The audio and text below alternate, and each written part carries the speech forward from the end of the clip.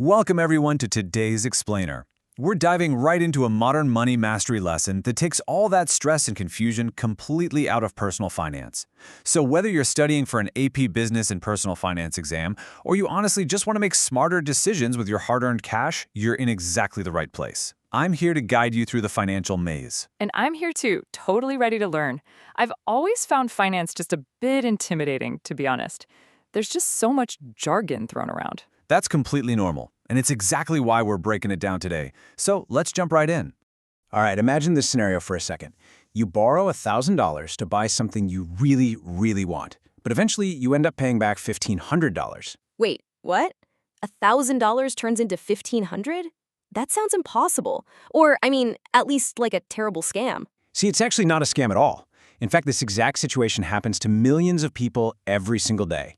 Today, you're going to learn exactly why that happens, and way more importantly, how to make sure it never happens to you. Let's look at a really relatable problem. Meet Ethan. He's just started university, and out of nowhere, his laptop dies. A new one costs $1,200, but he only has $200 saved up. He basically has three choices right now. He can borrow from his family, he can use a credit card, or he could take out a personal loan. What should he actually do? Oh, wow. I can literally feel my heart racing just thinking about that.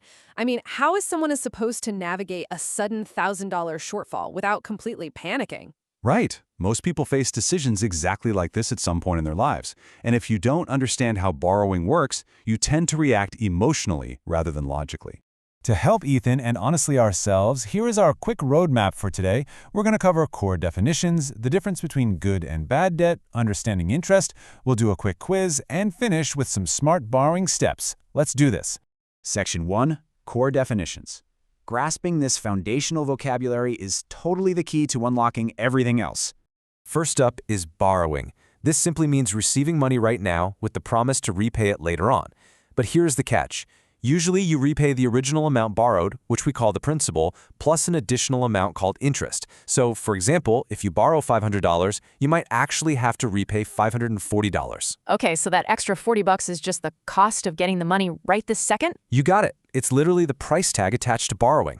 Next, let's define credit. Credit is your ability to borrow money based entirely on trust. But how do banks actually decide who gets that trust? Do they just kind of guess who looks reliable? That is a great question. No, there's absolutely no guessing involved here. When a bank believes you'll repay on time based on a documented history of your past financial behavior, it extends credit to you. The stronger your financial history, the easier it becomes to borrow. It's essentially a concrete measure of financial trust. And honestly, we see credit all around us. The most common forms in the real world include your standard credit cards, student loans for your education, auto loans when you need to buy a car, mortgages for buying a house, and lines of credit. These are really all just different ways institutions extend that trust to you. And that brings us to debt. Debt is simply the money you still owe after you've borrowed. Every single unpaid loan becomes debt until it is completely, fully repaid. Okay, I have to ask, whenever I hear the word debt, it just sounds so heavy. Is being in debt always a terrible financial mistake? I am so glad you asked that, because the answer is absolutely not. And this brings us right to Section 2, good versus bad debt.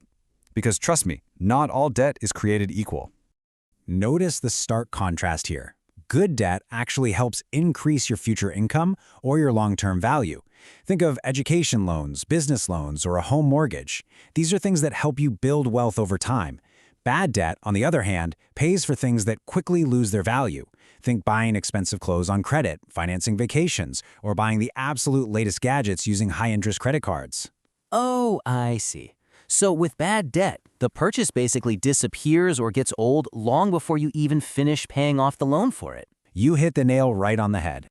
Wait, just looking at these examples, Emma borrows $20,000 for university and gets a better job, but Jake borrows the exact same amount for luxury items that just lose value. Wow, it's the exact same loan amount, but drastically different life outcomes.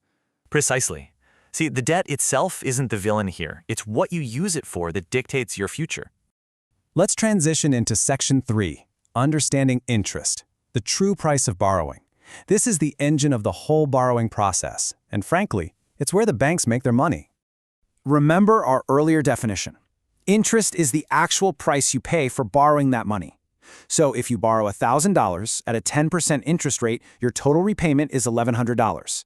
The bank earns money and you pay for the convenience. A really great way to think of interest is simply paying rent for the convenience of using someone else's money. Oh, wow. Rent for money. That brilliantly illustrates it. It's just like how I rent an apartment because I don't own the building. I'm renting cash because I don't own the cash. That makes total sense. It really does reframe it, doesn't it? But renting money can go so wrong if you aren't careful. Look, many people never plan to have debt problems, but they fall into really common traps. These include impulse buying, living beyond their income, missing loan payments, using credit cards carelessly, and just totally ignoring the interest costs. And it seems like none of those feel like huge, life-ruining decisions in the moment. Exactly. They are small mistakes repeated over time that just snowball into massive financial problems. For anyone out there studying for their AP exam right now, lock this vital tip into your memory. Credit is not free money. Every single borrowed dollar comes with obligations. Always ask yourself 3 things. 1, can I repay this? 2, how much interest will I actually pay? And 3, is this purchase truly necessary? Keep that framework in your head and you'll do great. All right, moving to Section 4, a quick quiz. It's time to test your knowledge. I challenge everyone watching to figure this out before we reveal the answer.